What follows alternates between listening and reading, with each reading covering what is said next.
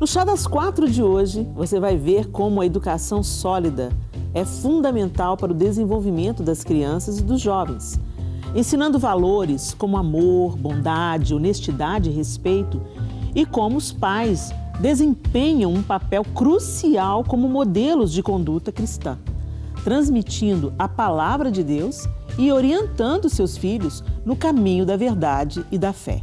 Então fique ligadinha que o nosso programa Chá das 4 já está no ar.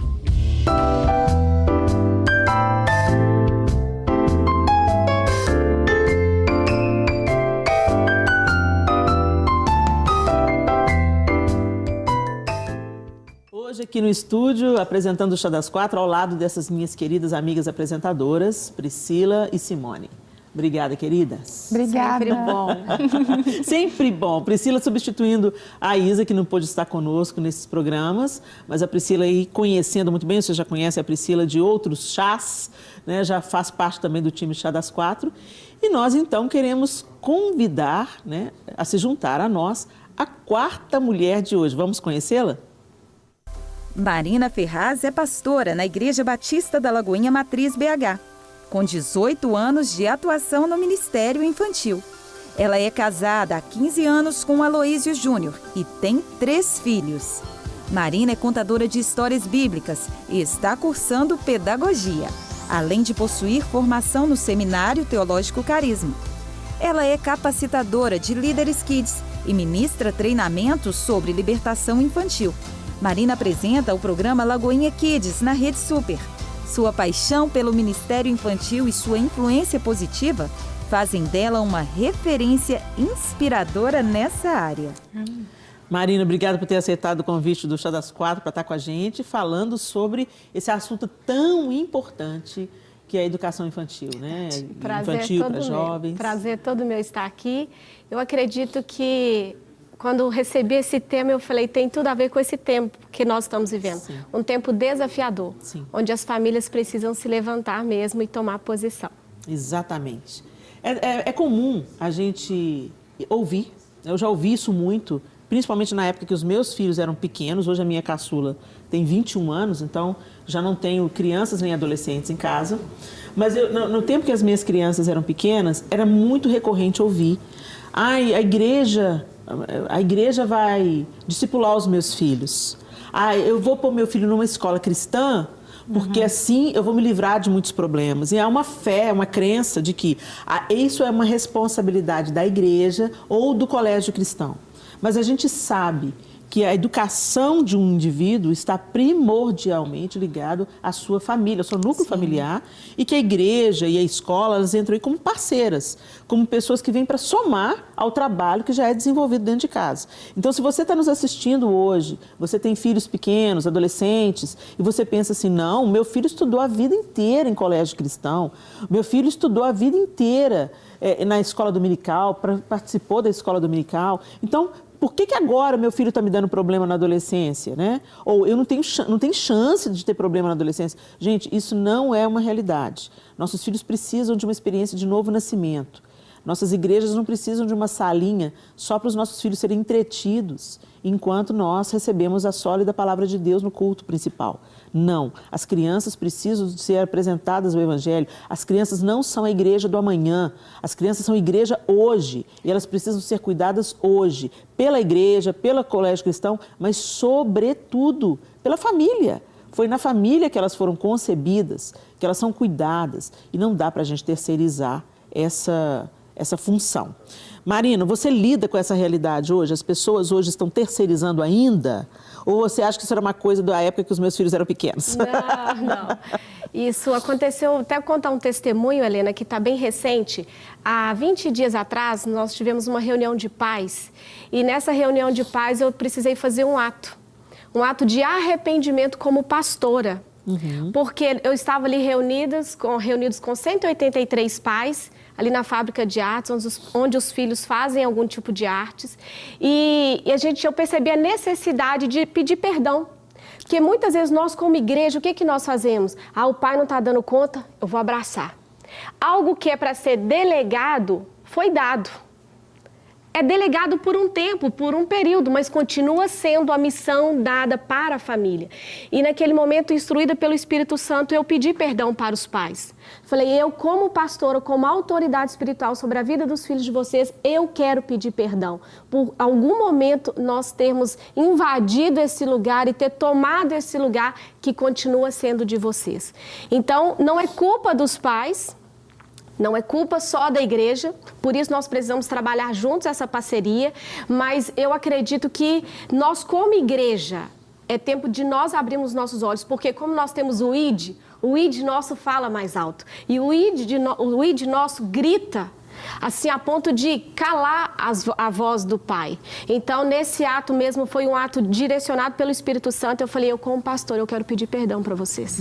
Porque eu passo 2 horas no domingo com o filho de vocês. E vocês passam a semana toda. Então, eu não posso pegar essas 2 horas e achar que essas 2 horas é o suficiente. Eu preciso dar ferramenta para vocês, pais. Eu preciso ensinar vocês, instruir vocês para que vocês possam alcançar o coração dos filhos de vocês de forma eficaz. E quando a gente fala de educação, a gente fala de ensino, a gente fala de princípio, a gente fala de algo que é base, né? Então, eu ensino meus filhos quando? Desde o levantar ao deitar. Não é num determinado tempo, não é só quando está dentro do templo, quando está na escola bíblica. Eu ensino eles em todo o tempo, com o meu exemplo, com o meu caráter, com os meus valores. Os meus filhos já estudaram em escola não cristã. Hoje, glória a Deus, o Senhor nos permite eles estudarem numa escola cristã. Mas já estudaram numa escola que não era cristã. E eu falo que nós cometemos um erro sério. Por quê? Na escola não cristã, nossa, nós ungia eles e colocava armadura e guerreava. Aí a gente viu que chegou na escola cristã, nós baixamos a guarda. Aí eu falei, amor, tem alguma coisa de errado acontecendo com nós aqui. Porque lá era visível, era notório. Aqui é meio escondido. Sim. Então, mas não significa que o perigo não está ali. Sim. Não significa que nós precisamos baixar a guarda. Nós continuamos sendo autoridade sobre a vida dos nossos filhos. Não importa as áreas que eles vão tramitar. Nós continuamos exercendo essa posição e a gente não pode sair dessa posição. Bom, e uma coisa que a gente tem que perceber de uma vez por todas é que nós estamos no meio de uma batalha intensa pela vida dos nossos filhos, das crianças e dos jovens. Ela já vinha se avolumando, né? Mas agora nós chegamos num tempo crucial, né? Onde até a sexualidade dos nossos filhos está sendo colocada em xeque. Quer dizer, uma criança, ela não pode dirigir um carro, ela não pode votar, ela não pode fazer uma série de coisas por causa da idade. Você ainda não tem maturidade para tomar essa decisão, você ainda não tem maturidade, né? O seu cérebro ainda não está tão desenvolvido para você cuidar dessa atividade, e tem-se esse cuidado, mas agora uma criança com 5 anos de idade já existe reversão de mudança de sexo, né?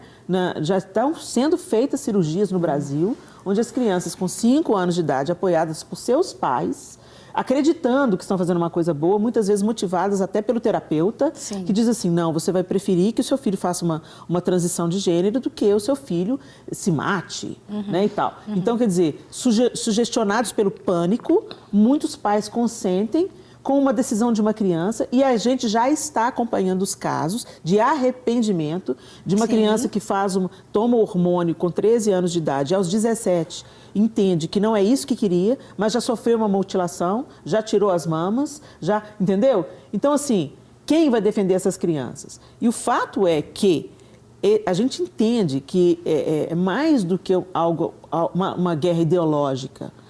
Para nós que somos cristãos e discernimos o mundo espiritual, é uma batalha espiritual. Não sejamos ingênuos, né? E não se vence batalhas espirituais usando apenas as nossas armas naturais, né? A gente tem que combater essas ideologias? Tem. A gente tem que usar o nosso direito de cidadão? Tem. A gente tem que eleger representantes que nos deem voz? Sim.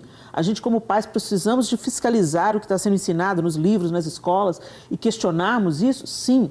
Mas não apenas isso só não é suficiente. A gente tem que entender que é uma batalha espiritual que a gente vence com oração, com jejum, com conversas francas e com levando nossos filhos a terem um encontro, um novo nascimento. Gente, Deus não tem netos. Não é porque o menino nasceu na igreja que ele é crente. Vocês precisam de entender, como a Marina acabou de dizer, às vezes a gente baixa a guarda porque está num ambiente que todo mundo tem um consenso, somos cristãos, ensinamos a Bíblia, ensinamos os valores cristãos, preservamos, né, os valores cristãos nessa instituição. Mas isso não é suficiente, isso é parte do trabalho apenas, isso é apenas parte do trabalho. Nossos filhos precisam nascer de novo, nossos filhos precisam ter um encontro com Jesus. E isso não é só as 2 horas que a tia Marina tem na escola dominical que vai proporcionar. E nem só escola, viu, Helena? Porque nas escolas até cristãs também. Sim. Meus filhos também estudam no colégio cristão, mas eu vejo que eu sempre pergunto para eles o que está acontecendo, olho as amizades, porque até professores estão sendo contaminados. Sim. E às vezes até descobrirem que aquele professor está contaminado, ele já deu aula 1 mês, 2 meses. Eu tenho visto isso acontecer na escola dos meus filhos. Então a gente tem que cuidar. Agora, um momento que eu vejo que meus filhos compartilham comigo, eu consigo ver o que está acontecendo, são nos momentos de devocional que eu faço com eles à noite. Então, peraí. Então, quando é que você percebe, Simone? Nos devocionais. Você faz, Simone, com seus filhos? Diariamente? Olha aí, ó.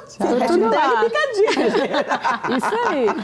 Porque os devocionais, e o devocional você está fazendo de acordo com a idade da criança, né? Agora que meus filhos estão com Estevão quase 10, Esther com 12, eu já faço devocional na Bíblia mesmo, algo mais profundo. Eu faço uma palavra bem consistente.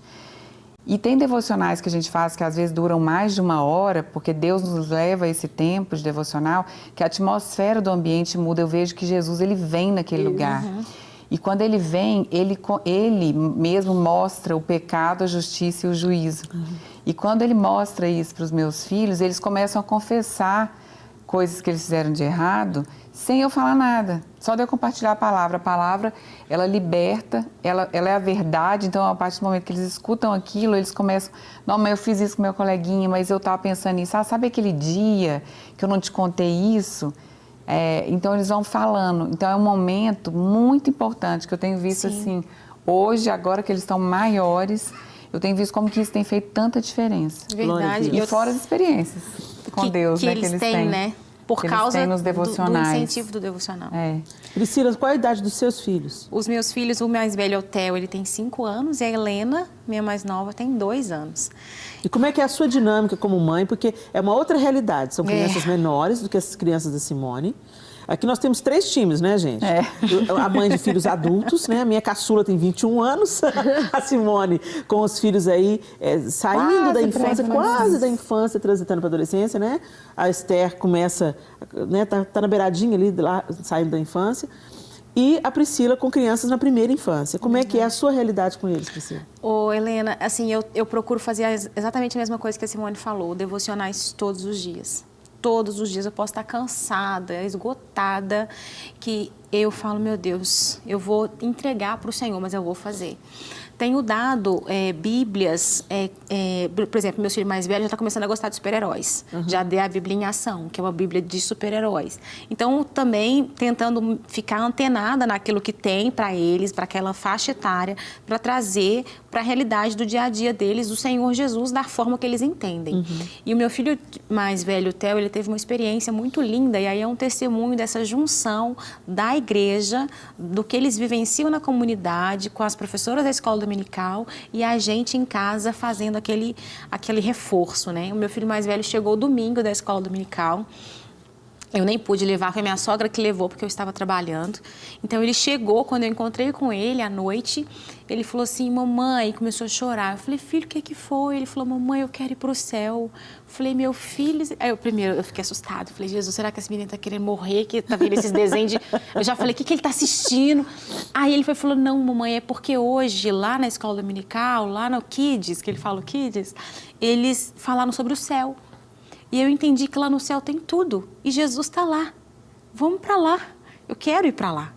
Aí, naquele momento que ele falou isso, o que eu fiz? Peguei a Bíblia dele, levei lá no Apocalipse e fui explicar o que vai acontecer, qual que é o momento que nós vamos para lá. Falei do meu pai que já faleceu, que ele já está no céu com Jesus. Aí ele entendeu, porque ele está saindo dessa primeira infância e indo para a segunda infância. Então, ele está começando aquela pureza, aquela inocência tá indo embora. Então a realidade está chegando e a realidade às vezes é dura, né? Então eu expliquei para ele que meu pai morreu, está no céu, ele já morreu, eu não quero morrer. Eu falei, você não precisa, talvez, eu acho que você nem vai morrer, filho. Eu acho que Jesus vai voltar. Do jeito que a coisa tá. Aí comecei a falar disso. E hoje a gente está gravando aqui numa quinta-feira, então de domingo até hoje, o que eu tenho ouvido com ele? Músicas que falam sobre a volta de Jesus. E ele não para de cantar, mas a igreja está naquela coisa. Hoje, 8 horas da manhã, o padre é meu vizinho, o padre adorou a música e 8 horas da manhã estava tocando, a igreja vai ser arrebatada. Então, é uma junção. Então, eu tento, Helena, ser muito intencional nesse sentido, assim. De trazer para a realidade deles, não esconder nada. Até uma pessoa falou assim comigo, será que não é muito falar da volta de Jesus para ele? Eu falei, não é nada. Não é nada. Esses meninos estão mais... Eles não estão sendo poupados para ser expostos à erotização.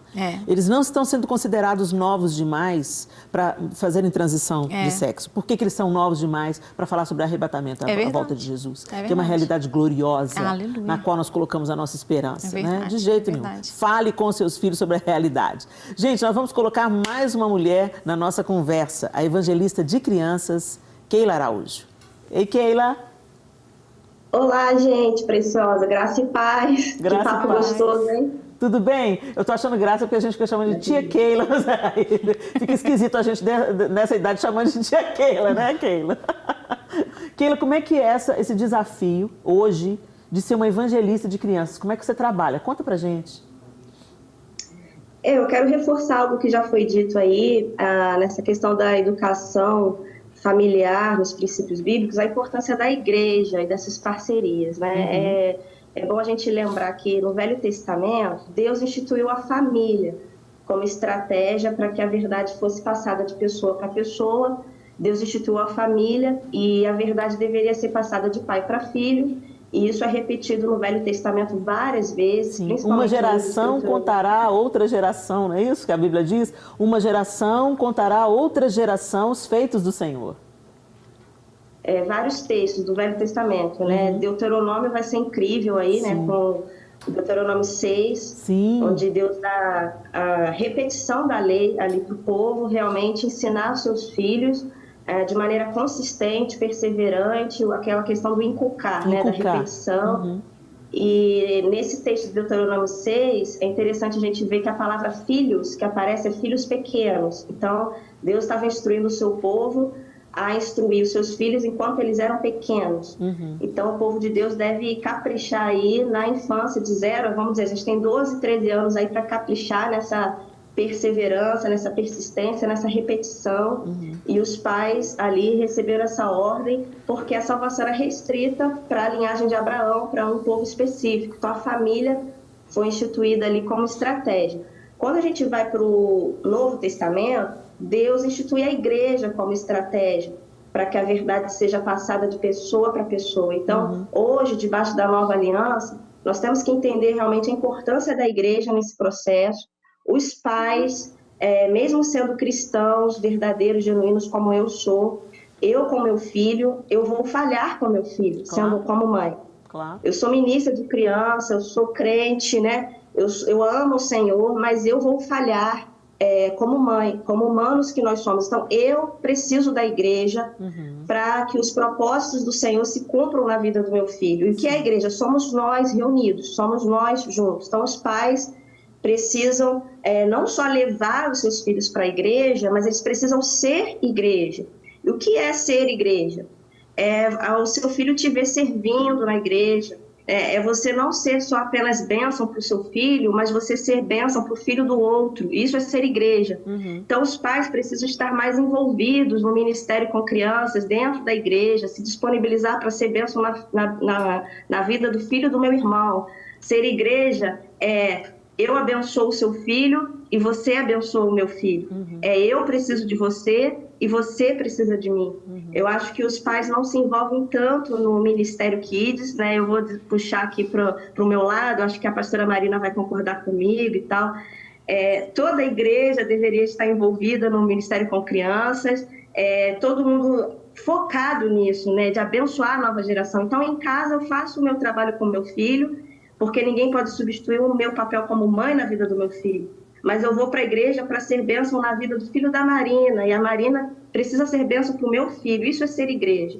Então, ser igreja também é o meu filho perceber que há uma semelhança total entre o meu lar e a igreja. Como eu sou em casa, eu sou na igreja, o que acontece na igreja é muito parecido com o que acontece em casa. Então, essa fórmula dá certo. Essa fórmula é a fórmula bíblica, né, dos pais estarem ensinando no dia a dia, mas congregar também, junto com o povo, ser igreja e ser bênção na vida do outro. Acho que os cristãos falam pouco sobre o assunto da evangelização das crianças, visto que é um dos assuntos mais importantes da Bíblia. A Bíblia tem mais de 8.000 menções sobre as crianças na Bíblia, se tornando um dos assuntos mais importantes da Bíblia. E se criança é um assunto da Bíblia, é importante na Bíblia, porque é importante para Deus, deve ser um assunto da igreja, deve ser um assunto dos cristãos. E os cristãos falam pouco sobre isso, né? Não só sobre a educação dos seus próprios filhos, mas como eu posso ser bênção para o filho do outro. As pessoas não estão se disponibilizando, né, para que esse ministério infantil seja uma bênção. Então, isso aqui eu queria reforçar. Isso aqui, antes de ter filho, eu já tinha me disponibilizado para ser bênção na vida do filho dos outros. Eu acho que é uma tarefa nobre, cristã, chamado cristão, independentemente do talento que a gente tenha, das habilidades. Eu acho que o fato de a gente ser crente, nascido de novo, nos habilita, sim, para nós sermos bênção na vida dos nossos filhos e bênção na vida dos filhos dos outros. E as pessoas pensam que ministério com criança é para alguma habilidade específica, algum talento específico. A pessoa vê que você canta bem, você vai ser uma bênção para as crianças porque você canta. Você é alegre, você vai ser legal lá com as crianças. Você tem paciência, você é calmo, você fica bem com as crianças. Olha, eu sou a prova viva de que Deus pode chamar pessoas sem paciência para trabalhar com crianças também. Na minha vida e na vida de um monte de gente que eu conheço, não é questão de talento, de habilidade, mas é mais questão de compaixão, de visão, né, do que de talento ou de habilidade. Então, eu queria fazer esse convite para os pais aqui que estão assistindo. Seja uma bênção na vida do filho dos outros, e a igreja vai ser uma bênção para você também. Eu me comprometo com vocês, com a igreja do Senhor, de ser uma bênção na vida do filho de vocês. E eu preciso de vocês, que vocês sejam bênção na vida do meu filho. Amém. Que é Theo também, igual o filho da pastora... Priscila. Esqueci o nome da pastora. Priscila. A pastora Priscila. Da pastora Priscila. Isso. A pastora Priscila tem 2 filhos com nomes lindos, o Theo e a Helena. É verdade. Ok, Keila, obrigada pela sua participação. E você jogou pra gente aqui uma bola boa pra gente botar para jogo aqui e conversar sobre isso. Esse desafio da igreja ser igreja, né? Na vida uns dos outros. Obrigada, viu, Keila? Deus continue te abençoando e usando você com liberalidade, voluntariedade na vida de tantas crianças. Que você siga sendo fortalecida no seu propósito. Um beijo para você. Amém. Te amo, pastora Helena. Beijo, lindona. Gente, ela falou uma coisa muito rica. Definitivamente, nós temos que conversar sobre isso. A igreja não é um supermercado onde você vem se abastecer. A igreja não é um lugar onde você vai assistir ao culto. A igreja é um lugar onde você vai fazer parte do corpo. Você é parte do corpo de Cristo que se reúne em uma comunidade de fé, chamada igreja. O corpo é muito maior, está em toda a terra, né? Mas você participa de uma comunidade de fé que é parte da igreja de Cristo.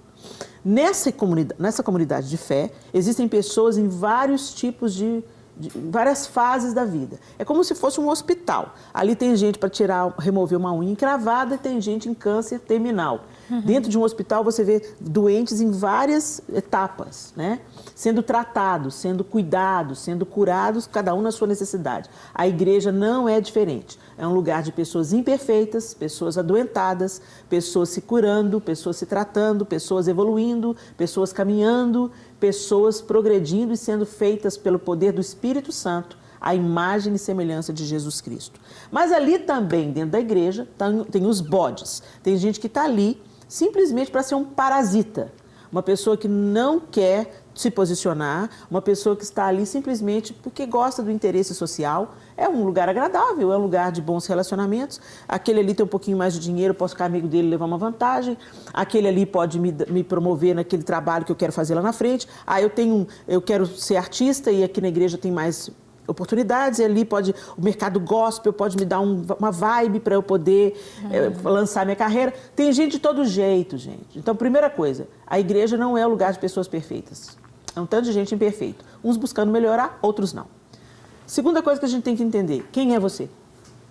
Em que lugar nós estamos nesse lugar, nessa comunidade de fé chamada igreja? Eu estou porque eu realmente encontrei com o Senhor Jesus, eu quero ser transformada à sua semelhança, eu não me conformo com a pessoa que eu sou, débil, imperfeita, adoentada, carregando meus sacos de lixo emocionais. Eu quero evoluir, eu quero crescer, eu quero ser transformada em imagem do Senhor. E não tem como você fazer isso desconectado de pessoas.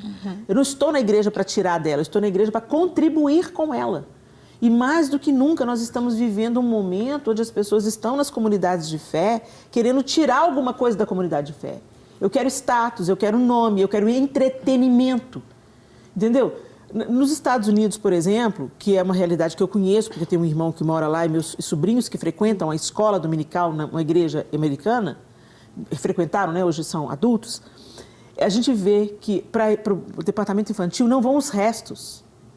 Para o departamento infantil, os músicos excelentes entendem que eles podem, com o seu dom e o seu talento, contribuir com o departamento infantil. Porque quando falou ide por todo mundo e fazer discípulos de todas as nações, é de toda criatura, de 0 a 100 anos. Não, entendeu? Então, se eu tenho um chamado, por exemplo, eu sou uma preletora de mulheres, eu tenho que dedicar uma parte da minha fala para as crianças. E é o que eu estou fazendo isso aqui agora. Eu estou despertando mães, aprendam com o meu exemplo. Eu simplesmente você ler a Bíblia com seu filho, você fazer o devocional com ele, você levar ele na igreja todos os domingos, isso é parte do trabalho. Seu filho precisa nascer de novo, seu filho precisa nascer de novo, seu filho precisa nascer de novo. E por que eu sei disso, gente? Porque eu vivi o outro lado da moeda. Eu vivo o outro lado da moeda. E eu sei que não é suficiente o seu filho crescer na igreja, porque a igreja é lugar de todo tipo de gente. Então, a igreja é importantíssima, como a Keila falou pra gente. Ela é parte fundamental. E nós, como cristãos, não temos que terceirizar os nossos filhos para a igreja. Nós temos que nos envolver. Nós temos que ser participativos. Seja como doador. Eu tenho aqui o meu tempo com o meu ministério, falando para mulheres. Então, mas o que o departamento infantil está precisando? O que eu posso ajudar? Financeiramente eu posso ajudar? Num dia de festa eu posso me voluntariar? Eu posso aliviar a carga das professoras em algum momento? Entendeu? Eu posso chegar para a professora que está cuidando do meu filho e falar assim, o que vocês estão precisando? Em que eu posso ser útil? Tem algum momento do mês, eu não posso estar aqui todos os dias, eu não posso estar aqui todos os domingos, mas tem alguma coisa que eu posso fazer para servir o Ministério Infantil?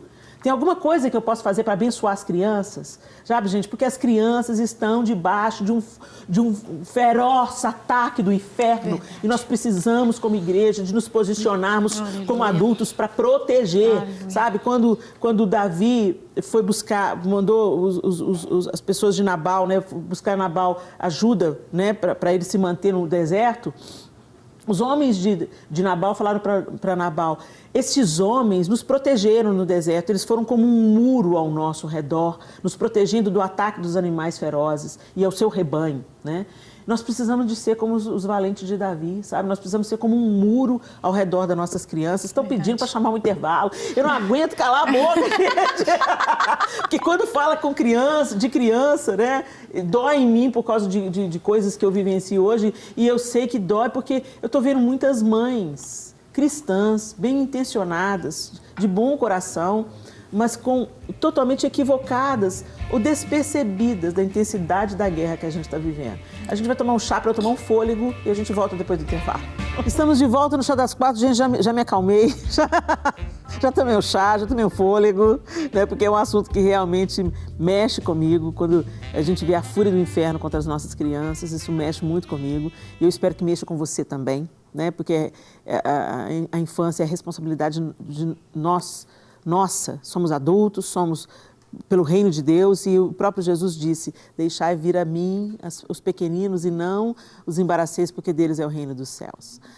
Vamos continuar? Vamos colocar uma opinião masculina na nossa conversa? Chegou a hora do quadro Contraponto, hoje com o pastor Cláudio Maranhão.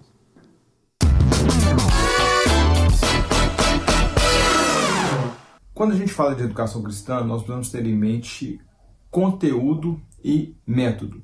O que não é educação cristã? Uma escola que tem um horário para ensino religioso e culto e toda a carga de ensino ela é secular. Isso não é uma educação cristã. O conteúdo ele é muito importante. E o método também é importante. A escola, tal como nós conhecemos hoje, é um produto moderno, tem aí em torno de 100 anos. Então, quando a gente fala de educação moderna, há um contraponto, nós também precisamos de pensar na educação tradicional, aquilo que a gente chama de educação clássica. A educação moderna, ela veio à tona baseada em alguns humanistas ateístas, Rousseau, Piaget, John Dewey e o Paulo Freire. Esses homens, eles eram contra o jugo religioso, queriam libertar as pessoas do jugo religioso. Então, a fonte da educação moderna é essa, libertar as pessoas do jugo religioso. John Dewey, um americano, pragmático, pedagogo, ele era um crítico da educação tradicional. Ele era contra a memorização, ele era contra a intelectualização, e ele é o pai da pedagogia moderna. Muitas pessoas bebem nele, e aí o resultado que nós temos visto não é um resultado bom. Muitas escolas cristãs, elas baseiam o seu método de ensino, o seu método pedagógico nesses homens. Então isso é um contrassenso. Como que nós vamos adotar um método anticristão para ensinar filhos crentes? Então, educadores, pais educadores não deveriam se submeter a estas coisas. Então, nós temos um ensino moderno, anticristão, e temos a escola clássica. O que é a educação clássica? Educação clássica é aquela educação que passou pelo teste do tempo e formou na humanidade os grandes pensadores. A educação clássica ela é baseada em 3 pilares: o belo, o bom e o verdadeiro. Esses 3 pilares eles devem estar firmados no alicerce das Escrituras. Por quê? Tudo vem de Deus, Jesus é o centro de todas as coisas. E a teologia é a matéria, é a disciplina que faz o elo entre todos os assuntos e todas as coisas. Nós pensando nisso, nós pensamos, por exemplo, o que é belo?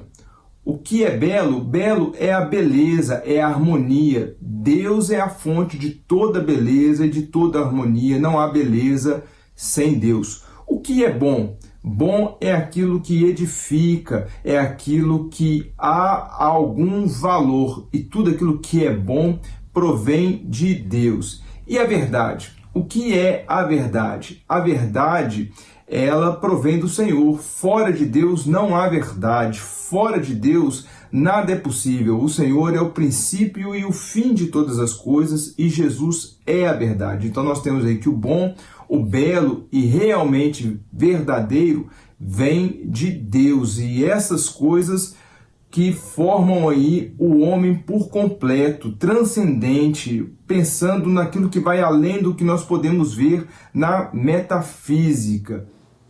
Sensacional. Muito bom. O pastor Cláudio deu para a gente uma aula aí e trazendo para a gente uma realidade. Às vezes a gente adota um método, uma ideia, um pensamento totalmente anticristão, né, para querer ensinar aos nossos filhos o cristianismo, ou seja, levar os nossos filhos para um caminho onde ele aprecie o bom, o belo e o verdadeiro. Né? Muito bem colocado aí.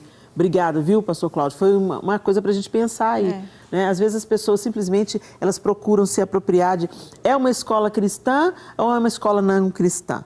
E às vezes não sabe como que é essa educação nessa escola cristã, em que ela está inspirada. Porque, como ele falou, muitos dos pedagogos que estão sendo formados agora estão bebendo dessas fontes. Né? E também fica aí a nossa dica para aqueles que estão se educando, para aqueles que estão se preparando, estudando pedagogia, estudando psicologia, né? Que a gente aprenda, sim, aprenda inclusive para saber combater. Verdade, Né? verdade. Aprenda, inclusive, o que não ensinar e por que não ensinar, baseando sempre na verdade. Né? Na verdade. E isso que ele falou é muito interessante sobre o belo, porque as pessoas têm relativizado o belo muito. Sim. E o belo, ele não é relativo. Como as pessoas pensam, cada coisa que eu tenho visto que as pessoas falam que é obra de arte, Sim. que não tem, só que quem não tem uma visão crítica, né, não procura um entendimento, conhecimento, ela vai na onda das outras pessoas, só que isso repercute em várias situações na vida dela, não é só naquela arte. Só em ela contemplar uma coisa. Outro dia eu vi um negócio absurdo, eles fizeram acho que um vaso sanitário cheio de papel, isso aqui é uma obra de arte. Não é uma obra de arte. Mas as pessoas não entendem, né? Elas acham, então assim, isso aqui é bonito. Não é bonito. Só que até isso a gente tem medo de falar. Pode ser instigador, pode ser desafiador, pode ser interessante. Mas não dá para fazer que é bonito. Mas- Eu entendo, porque às vezes as pessoas falam assim, o belo é relativo. Porque, ok, a gente tem diferenças de gostos, né? Então, por exemplo, eu posso achar essa blusa bonita, interessante, ela tem um tamanho de um lado, outro tamanho de outro, né? Tem gente que olha e não, eu não gosto dessa simetria. Eu gosto de coisas mais simétricas. Ok, nesse aspecto a beleza pode ser relativa. Mas aí são as preferências. Sim, Helena. é as preferências. Porque né? Agora, outra coisa é absoluto. É Né? isso. Tem coisas que são absolutas. Não dá para você olhar para um pôr do sol perfeito e eu falar assim, Que não é bonito. Sim. não é bonito, é feio. Não, Sim, não tem. não tem como. Você pode falar assim, esse pôr do sol me dá melancolia. Eu não gosto de pôr do sol, porque me lembra minha mãe que morreu. Ok. Mas não dá para dizer que um pôr do sol é feio. Né? Isso, Nesse é isso aspecto que a gente está dizendo que não é relativo. Né? E aquele vaso com papel, ele está me instigando. Estou achando interessante. O que eu posso ser? Ok, mas falar que isso é bonito? Sim. Não dá para falar que é bonito, gente. Eu assisti um documentário que inclusive fica a dica para quem quiser assistir. O Fim da Beleza. É um documentário do Brasil Paralelo, um pessoal muito conservador, inclusive, e eles têm uma perspectiva muito crítica ao nosso tempo, ao nosso século, é muito legal. E aí, o que a Simone falou que é absoluto, por que é absoluto? A gente pode pensar no homem das cavernas. O homem das cavernas olhava para o outro, e quando ele vê o outro, ele vê uma simetria. Ele vê uma simetria entre os lados do rosto. É claro que a gente sabe que não é 100% simétrico, mas aquilo que os nossos olhos nus podem ver, eu olho para a Helena, eu vejo ela simétrica, eu olho para a Marina, eu vejo ela simétrica. Então, o homem passa a reproduzir aquilo que ele vê. Ele olha para a natureza, ele olha para uma floresta, ele vê uma árvore com um formato específico de árvore. Então, existe um fundamento para se ter um conceito absoluto de beleza, né? E isso é desde que o mundo é mundo, desde que o homem é homem. E essa desconstrução, né, do que é belo, do que é bom e do que é verdadeiro é que está levando essa sociedade ao caos. Aí desconstrói o que é princípio. Quando nós falamos de educação, falamos de ensino, falamos de princípios. Então, quando distorce isso, nós estamos tendenciosos a distorcer também a palavra de Deus. Sim. Então, as crianças não conseguem também com muita clareza. Mas isso aqui pode ter duplo sentido? Não tem. O belo é verdadeiro, é puro, não tem como ser mudado. E assim a palavra de Deus. Quando nós falamos desses princípios, desse ensinamento, dessa educação, ela não tem como ser mudada. Pode passar o tempo que passar. Eu fui fazer uma pesquisa sobre educação no dicionário, fala que é ensino, princípio, valores ensinados de geração a geração. E aí pegamos a palavra de Deus, o que a palavra de Deus nos fala? Uma geração contará os feitos do Senhor à próxima geração. Não é algo para ser mudado. Vou ajustar de acordo com o tempo. Agora essa geração precisa ser assim. Não. Nós falamos com linguagens diferentes para determinadas idades. Sim. É o que eles vão conseguir absorver. Mas a palavra é única, ela é absoluta, ela é verdadeira. Isso está levando uma relativização tal que, por exemplo, o que era crime, agora não é mais crime. Começou de um jeito, quer dizer, gente, vamos voltar no nosso Código Penal. Começa falando que um vaso é bonito. Começa falando que o vaso é bonito. Depois, na lei, por exemplo, o adultério. O adultério era considerado crime. Vocês já imaginaram quantos adultérios não aconteceram, não se concretizaram, porque pelo Código Penal era crime? Vocês já pararam para pensar nisso? Em quantas vezes o cara tava para... Não, Mas isso é crime, isso é uma contravenção, isso é contra a lei. Às vezes um cara sem nenhum princípio religioso, cristão, né? Entendeu? Não, mas isso é contra a lei. Então, peraí. Então, não quero confusão com a polícia, não quero ser preso, não quero ter que pagar uma pensão para minha mulher por danos morais. Então, deixa eu voltar daqui. Entendeu? Mas aí se relativizou. Não, não é crime. Isso é uma escolha de cada um. Hoje existem os casamentos abertos. Entendeu? Então, onde o cônjuge incentiva você a trair. Ô, gente, pelo amor de Deus, vamos acordar para a vida. Ninguém tropeça em montanha. A gente tropeça em pedra pequena. E Satanás tem trabalhado de uma maneira eficiente em colocar muitas pedras pequenas no nosso caminho. A gente não atenta para isso. E isso está acontecendo debaixo do nosso nariz, dentro de casa, com o tipo de conteúdo que os nossos filhos consomem. E que nós consumimos. Porque é muito fácil a gente falar assim para o filho, não faz isso. E você está fazendo? Totalmente desproporcional essa sua atitude. O Colégio Batista Mineiro, aqui de Belo Horizonte, onde os meus filhos estudaram a vida toda, tem um lema. O melhor ensino é o exemplo. Eu não sei se ele ainda é o slogan do colégio, mas a vida inteira o melhor ensino é o exemplo. Então, de fato, o melhor ensino é o exemplo. Vocês já estão pedindo para eu encerrar, gente? Como assim? Como assim vocês estão pedindo, produção, para eu acabar com esse programa, que está bom demais da conta? A gente tem que fazer educação de filhos 2, o retorno. Marina, já acabou o nosso tempo. Pois então, precisamos ser mais intencional, né, nessa educação com princípios, com valores. Conte conosco como igreja, né, para poder ser bênção, ser resposta na sua vida. E eu quero deixar aqui só assim, um conselho, sabe, Helena? Para os pais, assuma a sua posição. Assuma o seu chamado, porque isso vai fazer toda a diferença. A igreja está aqui, de braços abertos, para receber, para instruir, para ensinar, mas a missão continua sendo sua. Amém? Que Deus abençoe. Amém. Amém. Com essas palavras da Marina, Priscila, beijo, obrigada. Simone, obrigada. Beijo, obrigado. Falei pra caramba Marina. hoje, porque esse assunto me entusiasma, mas que vocês fiquem firmes aí e se posicionem, como foi bem aconselhado aqui pela Marina. A gente volta no próximo Chá das 4, se Deus quiser. Até lá.